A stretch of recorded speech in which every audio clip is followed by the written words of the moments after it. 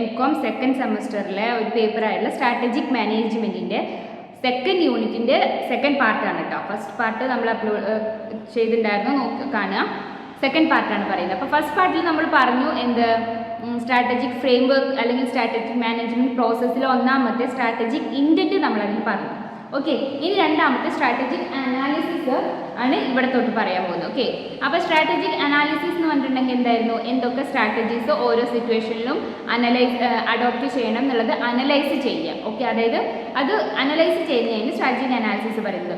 അതിൽ ഈ പറയുന്ന 4 കാര്യങ്ങളാണ് സ്ട്രാറ്റജിക് അനാലിസിസ് ഇൻക്ലൂഡ് ചെയ്യുന്നത്. എന്തൊക്കെയാണ്? ഒന്ന്, കണ്ടക്റ്റിംഗ് എൻവയോൺമെൻറ്റൽ അനാലിസിസ്. ഓക്കെ, അപ്പോൾ സ്ട്രാറ്റജി അനലൈസ് ചെയ്യുന്നതിന് മുന്നേ നമ്മൾ എന്ത് ചെയ്യണം? ആദ്യം എൻവയോൺമെൻറ്റിനെ അനലൈസ് ചെയ്യണം. ഓക്കെ, ആ ഓർഗനൈസേഷൻ്റെ എൻവയോൺമെൻറ്റിനെ, ബോത്ത് ഇൻറ്റേർണൽ ആൻഡ് എക്സ്റ്റേണൽ എൻവയോൺമെൻറ്റിനെ അനലൈസ് ചെയ്യണം. സെക്കൻഡ് വൺ പറയുന്നത് assessing the existing strategies. Existing strategies assess ചെയ്യണം. ഓക്കെ, ഓൾറെഡി എന്തെങ്കിലും സ്ട്രാറ്റജീസ് സെറ്റ് ചെയ്ത് വെച്ചിട്ടുണ്ടെങ്കിൽ അല്ലെങ്കിൽ നമ്മൾ ഫോർമുലേറ്റ് ചെയ്ത് വെച്ചിട്ടുണ്ടെങ്കിൽ അത് എന്തൊക്കെയാണെന്നുള്ളത് അസസ് ചെയ്യണം. And third one, evaluate various strategic alternatives. Okay, ഓരോ സ്ട്രാറ്റജീസിനും എന്ത് ചെയ്യണം? ആൾട്ടർനേറ്റീവ്സ് ഇവാലുവേറ്റ് ചെയ്ത് വെക്കണം. അതായത് ഓരോന്നിനും ഒറ്റ സ്ട്രാറ്റജി എന്ന് പറഞ്ഞിട്ടുണ്ടെങ്കിൽ ചിലപ്പോൾ നമുക്കത് അവിടെ അഡോപ്റ്റ് ചെയ്യാനായിട്ട് പറ്റില്ല ഒരു പെർട്ടിക്കുലർ സിറ്റുവേഷനിൽ. അപ്പം നമുക്കതിന് ആൾട്ടർനേറ്റീവ് സ്ട്രാറ്റജി വേണമെന്നുണ്ടെങ്കിൽ അത് ഓൾറെഡി ഇവാലുവേറ്റ് ചെയ്ത് വെക്കണം. Okay, then adopting most viable strategy. ഏറ്റവും വയബിൾ ആയിട്ടുള്ള, ഏറ്റവും പ്രോംപ്റ്റ് ആയിട്ടുള്ള സ്ട്രാറ്റജി ഏതാണോ അത് അഡോപ്റ്റ് ചെയ്യുക. ഈ 4 കാര്യങ്ങളാണ് എവിടെ നമ്മൾ ചെയ്യുന്നത്? സ്ട്രാറ്റജിക് അനാലിസിസ് എന്നുള്ള സെക്കൻഡ് പ്രോസസ്സിൽ അല്ലെങ്കിൽ സ്റ്റേജിൽ ചെയ്യുന്നത്. ഓക്കെ, ആൻഡ് തേർഡ് സ്റ്റേജ് നോക്കാം. എന്തായിരുന്നു തേർഡ് സ്റ്റേജ്? പറയുന്നത് സ്ട്രാറ്റജിക് ഫോർമുലേഷൻ ആണ്. ഓക്കെ, സ്ട്രാറ്റജിക് ഫോർമുലേഷൻ എന്ന് പറഞ്ഞിട്ടുണ്ടെങ്കിൽ നമ്മളിപ്പോൾ ഈ പറഞ്ഞ കാര്യങ്ങൾ തന്നെയാണ്. എന്ത്? സ്ട്രാറ്റജി ഫോർമുലേറ്റ് ചെയ്യുക. നമ്മുടെ മാർക്കറ്റ് സിറ്റുവേഷനും അതുപോലെ തന്നെ എൻവയോൺമെൻറ്റിനെയും ഒക്കെ അനുസരിച്ചിട്ട് എന്ത് ചെയ്യുക? സ്ട്രാറ്റജി ഫോർമുലേറ്റ് ചെയ്യുക. അതിൽ 4 കാര്യങ്ങളാണ് ശ്രദ്ധിക്കേണ്ടത്. ഒന്ന്, developing mission and objectives. Okay, അവിടെ ഒരു മിഷനും ഒബ്ജക്റ്റീവ്സും നമ്മൾ ഡെവലപ്പ് ചെയ്യണം. ഓക്കെ, അതിൻ്റെ ബേസിൽ വേണം എന്ത്? സ്ട്രാറ്റജി ഫോർമുലേറ്റ് ചെയ്യാൻ. അതുപോലെ തന്നെ SWOT അനാലിസിസ് നടത്തണം. എന്താണ് SWOT analysis? Strength, weakness and opportunities, threats. ഇതിനെ അനലൈസ് ചെയ്യണം. ഓക്കെ, ആ ഓർഗനൈസേഷൻ്റെ സ്ട്രെങ്ത്തും വീക്ക്നെസ്സും ഓപ്പർച്യൂണിറ്റീസും ത്രെഡ്സും എന്തൊക്കെയാണോ എന്നുള്ളത് അനലൈസ് ചെയ്തിട്ട് സ്ട്രെങ്തനിങ് ഓപ്പർച്യൂണിറ്റീസിനും നമ്മൾ മാക്സിമം യൂട്ടിലൈസ് ചെയ്യുക. അതിനെ ഒന്നും കൂടെ എംഫസൈസ് ചെയ്യുക. അതുപോലെ തന്നെ വീക്ക്നെസ്സും ത്രെഡ്സും റെഡ്യൂസ് ചെയ്യുക. അത് പ്രിവെൻറ്റ് ചെയ്യാനുള്ള പ്രൊസീജിയേഴ്സും ആക്ടിവിറ്റീസും ഒക്കെ കൊണ്ടുവരിക. ആൻഡ് തേർഡ് വൺ പറഞ്ഞത് എന്തായിരുന്നു? Alternative strategies. പറഞ്ഞ പോലെ ആൾട്ടർനേറ്റീവ്, ഓരോ സിറ്റുവേഷനും ഒറ്റ സ്ട്രാറ്റജി മാത്രം ചൂസ് ചെയ്ത് വെക്കാതെ അല്ലെങ്കിൽ സെറ്റ് ചെയ്ത് വെക്കാതെ ഓരോന്നിനും ആൾട്ടർനേറ്റീവായിട്ട് സബ്സ്റ്റിറ്റ്യൂട്ട് സ്ട്രാറ്റജീസും കൂടെ എന്ത് ചെയ്യുക? സെറ്റ് ചെയ്ത് വെക്കുക. അപ്പം നമുക്ക് ഒരെണ്ണം അഡോപ്റ്റ് ചെയ്യാൻ പറ്റില്ലെങ്കിലും വേറൊരെണ്ണം അവിടെ ചൂസ് ചെയ്യാം. Okay, then choosing A strategy. ഈ ആൾട്ടർനേറ്റീവ് സ്ട്രാറ്റജീസിൽ നിന്നും ബെസ്റ്റ് സ്ട്രാറ്റജി ഏതാണോ ആ പെർട്ടിക്കുലർ സിറ്റുവേഷനിൽ, പെർട്ടിക്കുലർ ഈവൻറ്റിൽ അല്ലെങ്കിൽ പെർട്ടിക്കുലർ ഏരിയയിൽ ഉപയോഗിക്കേണ്ട ഏറ്റവും ആപ്റ്റ് ആയിട്ടുള്ള സ്ട്രാറ്റജി ഏതാണോ അത് ചൂസ് ചെയ്യുക. അപ്പോൾ ഇത്രയും കാര്യങ്ങൾ ഏതിൽ വരുന്നത്?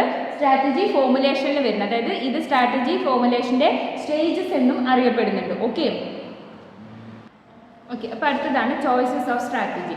Choices of strategy. അപ്പോൾ നമ്മൾ പറഞ്ഞു എന്തായിരുന്നു? ഒരു സ്ട്രാറ്റജി സെറ്റ് ചെയ്യുമ്പോൾ അതിന് ഒരുപാട് സബ്സ്റ്റിറ്റ്യൂട്ട് സ്ട്രാറ്റജീസ് അല്ലെങ്കിൽ ആൾട്ടർനേറ്റീവ് സ്ട്രാറ്റജീസും കൂടെ ഒരുപാട് ചോയ്സസും കൂടെ ഓൾറെഡി ഫൈൻഡ് ഔട്ട് ചെയ്ത് വെക്കണം എന്നുള്ളത്. അപ്പോൾ ഈ ചോയ്സസ് ഓഫ് സ്ട്രാറ്റജി നമ്മൾ സെറ്റ് ചെയ്യുമ്പോൾ അത് ലാർജ് ഓർഗനൈസേഷനെ സംബന്ധിച്ച് ഓക്കെ അത് ആപ്റ്റ് ആയിരിക്കും. പക്ഷേ സ്മാൾ ഓർഗനൈസേഷനെ സംബന്ധിച്ച് അതെന്ന് പറഞ്ഞിട്ടുണ്ടെങ്കിൽ ക്വൈറ്റ് ഡിഫിക്കൽട്ടി ആയിരിക്കും. അതുകൊണ്ട് തന്നെ സ്ട്രാറ്റജിക് ആൾട്ടർനേറ്റീവ്സ് ഉണ്ടല്ലോ അതെന്ത് ചെയ്യണം? ഉള്ള പ്രോബ്ലംസുമായിട്ട് മാച്ച് ചെയ്യാനായിട്ട് അവർ ശ്രദ്ധിക്കണം. ഓക്കെ, അപ്പോൾ എന്താണ്? അതായത് ഈ ഒരു സ്ട്രാറ്റജിക്ക് തന്നെ വാരിയസ് ചോയ്സസ് സെറ്റ് ചെയ്യുമ്പോൾ അല്ലെങ്കിൽ ചോയ്സസ് ഇവാലുവേറ്റ് ചെയ്യുമ്പോൾ എന്താണ്? 2 കാര്യങ്ങൾ ശ്രദ്ധിക്കണം, 2 ഫാക്ടേഴ്സ് ശ്രദ്ധിക്കണം. ഒന്നാമത്തെ പറഞ്ഞത് ഒബ്ജക്റ്റീവ് ഫാക്ടേഴ്സും 2 സബ്ജക്റ്റീവ് ഫാക്ടേഴ്സും. ഈ 2 ഒബ്ജക്റ്റീവ് ഫാക്ടേഴ്സും സബ്ജക്റ്റീവ് ഫാക്ടേഴ്സും ഈ ചോയ്സസ് ഓഫ് സ്ട്രാറ്റജി സെറ്റ് ചെയ്യുമ്പോൾ അല്ലെങ്കിൽ ഫോർമുലേറ്റ് ചെയ്യുമ്പോൾ ശ്രദ്ധിക്കണം എന്നാണ് പറയുന്നത്. അതിൽ തന്നെ ഒബ്ജക്റ്റീവ് ഫാക്ടേഴ്സ് എന്ന് പറഞ്ഞിട്ടുണ്ടെങ്കിൽ എന്തായിരുന്നു? അതിൽ തന്നെ വേറെ കുറച്ച് കാര്യങ്ങൾ വരുന്നുണ്ട്. എന്തൊക്കെയായിരുന്നു? Corporate portfolio. ഈ ഒബ്ജക്റ്റീവ് ഫാക്ടേഴ്സ് കൺസിഡർ ചെയ്യുമ്പോൾ അതിൽ കോർപ്പറേറ്റ് പോർട്ട്ഫോളിയോ അനാലിസിസും കോമ്പറ്റീറ്റേഴ്സ് അനാലിസിസും ഇൻഡസ്ട്രി അനാലിസിസും ഒക്കെ നടത്തിയിട്ട് വേണം objective factors find out formulate ചെയ്യാനായിട്ട്. ഓക്കെ, അപ്പോൾ അതിലും കോർപ്പറേറ്റ് പോർട്ട്ഫോളിയോ അനാലിസിസ് എന്ന് പറഞ്ഞിട്ടുണ്ടെങ്കിൽ അതിൽ ഈ പറയുന്ന 7 കാര്യങ്ങൾ എഗെയിൻ ശ്രദ്ധിക്കണം. എന്തൊക്കെയാണ്? Experience curve, PLC concept, PLC ആണല്ലേ product life cycle concept, then BCG matrix, GE9 cell concept matrix, space diagram, then direction policy metrics, offers product market evaluation metrics. ഇതൊക്കെ ഏതിൽ വരുന്നതാണ്? കോർപ്പറേറ്റ് പോർട്ട്ഫോളിയോ അനാലിസിസിൽ വരുന്നതാണ്. പിന്നെ കോമ്പറ്റീറ്റേഴ്സ് അനാലിസിസ് പറയുമ്പോൾ competitors advantage analyse ചെയ്യണം. Advantage കൊണ്ടുവരാനായിട്ട് കോമ്പറ്റേറ്റേഴ്സിനെ analyse ചെയ്യണം. Competitive മാർക്കറ്റിൻ്റെ നേച്ചറും അവിടുത്തെ സിറ്റുവേഷനും ബിഹേവിയറൊക്കെ അനലൈസ് ചെയ്യണം. ദെൻ ഇൻഡസ്ട്രി അനാലിസിസ്, ഇൻഡസ്ട്രിയിൽ എങ്ങനെ എന്താ പറയുക സ്റ്റേബിളായിട്ട് നിൽക്കാം എന്നുള്ളതിനെ പറ്റിയിട്ട് ഇവാലുവേഷൻ നടത്തി അനാലിസിസ് നടത്തണം. അപ്പോൾ അതൊക്കെയാണ് ഏതിൽ വരുന്നത്? Choices of strategy. അപ്പോൾ ഒരു സ്ട്രാറ്റജിക്ക് ചോയ്സസ് സെറ്റ് ചെയ്യുമ്പോൾ എന്തൊക്കെ ഫാക്ടർ കൺസിഡർ ചെയ്യണം? ഒബ്ജക്റ്റീവ് ഫാക്ടേഴ്സും ഉണ്ട്, സബ്ജക്റ്റീവ് ഫാക്ടേഴ്സ് ഉണ്ട്. അതിൽ ഒബ്ജക്റ്റീവ് ഫാക്ടേഴ്സിൽ തന്നെ again corporate portfolio analysis, industry analysis, then competitor analysis. ഈ പോർട്ട്ഫോളിയോ അനാലിസിസ് എഗെയിൻ ഈ പറയുന്ന കാര്യങ്ങളും കൂടെ ശ്രദ്ധിക്കണം. ഓക്കെ. ദെൻ പിന്നെ പറയുന്നത് ഇൻഡസ്ട്രി അനാലിസിസ് നടത്തുമ്പോൾ നമ്മൾ പറഞ്ഞു സ്ട്രാറ്റജിക് ആൾട്ടർനേറ്റീവ്സിൽ ഫോക്കസ് ചെയ്യണം. പിന്നെ സ്ട്രാറ്റജിക് ആൾട്ടർനേറ്റീവ്സ് ഇവാലുവേറ്റ് ചെയ്യുക, പിന്നെ ഡിസിഷൻ ഫാക്ടേഴ്സിനെ കൺസിഡർ ചെയ്യുക, അതുപോലെ തന്നെ finally make the strategic choice. ഇതൊക്കെയാണ് ഇൻഡസ്ട്രി അനാലിസിസ് നടത്തുമ്പോൾ ചെയ്യേണ്ടത്. ഇനി ഇത് കഴിഞ്ഞാൽ അപ്പോൾ ചോയ്സസ് സെറ്റ് ചെയ്തു. ഇനി നമ്മൾ എന്ത് ചെയ്യണം? ഇംപ്ലിമെൻറ്റ് ചെയ്യണം. ഓക്കെ, അതാണ് ഇംപ്ലിമെൻറ്റേഷൻ. സ്ട്രാറ്റജിക് ഇംപ്ലിമെൻറ്റേഷനാണ് അടുത്തത്. ഓക്കെ, അപ്പം നമ്മൾ എന്തായിരുന്നു? ചോയ്സസ് സെറ്റ് ചെയ്തു. ഓക്കെ, ചോയ്സസ് സെറ്റ് ചെയ്തതിന് ശേഷം എന്ത് ചെയ്യണം? അടുത്തത് സ്ട്രാറ്റജി ഇംപ്ലിമെൻറ്റ് ചെയ്യുകയാണ്. അടുത്ത സ്റ്റേജാണ് സ്ട്രാറ്റജി ഇംപ്ലിമെൻറ്റേഷൻ. ഈ സ്ട്രാറ്റജി ഇംപ്ലിമെൻറ്റേഷൻ ഉണ്ടല്ലോ, അതിലും എത്ര ഫേസസ് പറയുന്നുണ്ട്? ഒരു 7 ഫേസസ് പറയുന്നുണ്ട്. ഏതിൽ? സ്ട്രാറ്റജി ഇംപ്ലിമെൻറ്റേഷനിൽ. ഓക്കെ, എന്തൊക്കെയാണ് സ്ട്രാറ്റജി ഇംപ്ലിമെൻറ്റേഷനിൽ നടക്കുന്നതെന്ന് വെച്ചിട്ടുണ്ടെങ്കിൽ ആദ്യം എന്ത് ചെയ്യണം എന്നറിയോ? സ്ട്രാറ്റജി ഇംപ്ലിമെൻറ്റേഷനിൽ എന്താ ചെയ്യുന്നതെന്ന് വെച്ചിട്ടുണ്ടെങ്കിൽ ആദ്യം ഗോൾസ് സെറ്റ് ചെയ്ത് വെക്കുന്നു. ഓക്കെ, എന്താണ് ഓർഗനൈസേഷൻ്റെ അച്ചീവ് ചെയ്യേണ്ട ഗോൾസ് എന്നുള്ളത് സെറ്റ് ചെയ്ത് വെക്കുന്നു. അതിനുശേഷം ആ ഗോൾസ് അച്ചീവ് ചെയ്യാൻ വേണ്ടിയിട്ടുള്ള പ്ലാനുകൾ ഡെവലപ്പ് ചെയ്യുന്നു. അവർ ആ പ്ലാനുകൾ ഓരോരോ പ്ലാനുകളായിട്ട് ഡെവലപ്പ് ചെയ്ത് കൊണ്ടുവരുന്നു. പിന്നെ എന്ത് ചെയ്യുന്നു? അതിനുശേഷം എന്ത് ചെയ്യുന്നു എന്നറിയോ? ഒരു ഓർഗനൈസേഷനെ സ്ട്രക്ചർ ചെയ്യുന്നു. ഓക്കെ, എന്ത് ചെയ്യുന്നു? Structuring the organisation. ആ ഓർഗനൈസേഷനെ സ്ട്രക്ചർ ചെയ്ത് കൊണ്ടുപോകുന്നു. ആൻഡ് ദെൻ പിന്നെ അവർ ചെയ്യുന്നത് ഇതിലേക്ക് ആവശ്യമായുള്ള റിസോഴ്സസ് ഒക്കെ അലോക്കേറ്റ് ചെയ്യുന്നു. റിസോഴ്സസ് ആദ്യം കണ്ടുപിടിക്കും. ഓരോന്നിനും ആവശ്യമായുള്ള റിസോഴ്സസ് കണ്ടുവച്ചിട്ട് ഇവാലുവേറ്റ് ചെയ്തതിന് ശേഷം അതെന്ത് ചെയ്യണം? അലോക്കേറ്റ് ചെയ്യുന്നു. ദെൻ കമ്മ്യൂണിക്കേറ്റ് ചെയ്യുന്നു ഈ പ്ലാൻസ് ആൻഡ് ഗോൾസ്. ഈ പ്ലാൻസും ഗോൾസും ഒക്കെ എന്ത് ചെയ്യുന്നു എന്നാണ് പറഞ്ഞത്? കമ്മ്യൂണിക്കേറ്റ് ചെയ്യുന്നു. ഓക്കെ, പ്ലാൻസും ഗോൾസും കമ്മ്യൂണിക്കേറ്റ് ചെയ്തതിന് ശേഷം എന്ത് ചെയ്യുന്നു?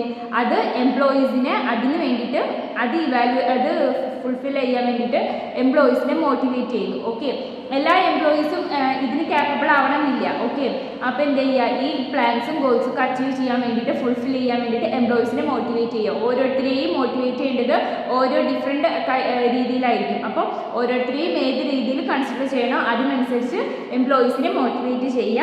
Then establishing leadership. ഈ എംപ്ലോയീസിനെയൊക്കെ മോട്ടിവേറ്റ് ചെയ്ത് അവർ വർക്കിലേക്ക് കടന്നു. ഓക്കെ, ദെൻ അവർക്കൊരു ലീഡറുടെ ആവശ്യമുണ്ട്. അപ്പോൾ അവരെന്നെ സൂപ്പർവൈസ് ചെയ്ത് കൊണ്ടുപോകാൻ വേണ്ടിയിട്ട് ലീഡർഷിപ്പ് എസ്റ്റാബ്ലിഷ് ചെയ്യുക. ഓക്കെ, ഇത്രയും കാര്യങ്ങളാണ് എന്തിൽ നമ്മൾ ശ്രദ്ധിക്കേണ്ടത്? Strategic implementation. അപ്പോൾ നമ്മൾ ആദ്യം ഫോർമുലേറ്റ് ചെയ്ത് വെച്ച ഈ ചോയ്സസ് ഓഫ് സ്ട്രാറ്റജീസിൽ നിന്നും ആ സ്ട്രാറ്റജീസിനെ ഇംപ്ലിമെൻറ്റ് ചെയ്യുമ്പോൾ ശ്രദ്ധിക്കേണ്ടത് ഇതൊക്കെയാണ്.